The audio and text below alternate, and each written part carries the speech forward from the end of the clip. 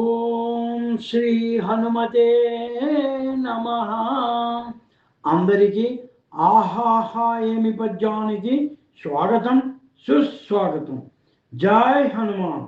శ్రీ రామభక్త హనుమంతుల వారి తక్షణ అనుగ్రహానికి శ్రీ శంకరాచార్యుల వారు రాసిన ఒక శ్లోకం చూద్దామా?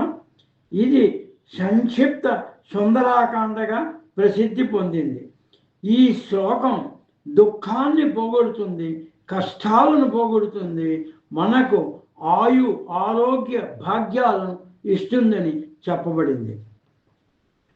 దూరీకృత సీతార్తి ప్రకటీకృత రామ వైభవ స్ఫూర్తి దారిత దశముఖ కీర్తి పురతో మమ భాతు హనుమతో మూర్తి. అలాగే ఆయన తక్షణ అనుగ్రహం కలగాలంటే భూత ప్రేత పిశాచాది బాధలు తొలగడానికి, రోగాలు కష్టాలు నివారణకు, అభీష్ట సిద్ధికి ఆంజనేయ ప్రదక్షిణలు సుప్రసిద్ధాలు. ప్రదక్షిణలు చేసేటప్పుడు ఈ కింది స్తోత్రాలు పఠిస్తూ చేస్తే భక్తి శ్రద్ధలతో చేతులు జోడించుకొని శుచులై నెమ్మదిగా ప్రదక్షిణం చేస్తే ఆయన అనుగ్రహం తక్షణమే కలుగుతుందని శాస్త్రవచనం. శ్రీ హనుమాన్ జయ హనుమాన్ జయ జయ హనుమాన్ జయ హనుమాన్.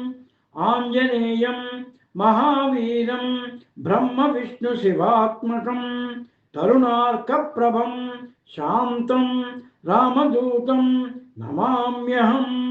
మర్కటేశ మహోత్సాహం సర్వశోక వినాశన శత్రూన్ సంహార మాం రక్ష శ్రియం దాపయే మే ప్రభో. 108 సార్లు కానీ, 54 సార్లు కానీ, 11 సార్లు కానీ, 5 సార్లు కానీ చేయవచ్చు. కరోనా సమయంలో చాలామంది హనుమాన్ భక్తులు మాస్క్ వంటివి ధరించి ఈ మంత్రాలు చదువుతూ ప్రదక్షిణలు చేసిన దాఖలాలు కోకొల్లలుగా ఉన్నాయి. మారుతి అనుగ్రహ ప్రాప్తిరస్తు. శుభం భూయాత్. ఇవి మీకు నచ్చినట్టయితే షేర్ చేయండి, లైక్ చేయండి, సబ్స్క్రైబ్ చేయండి. మళ్ళీ మరో పద్యంలో కలుద్దాం.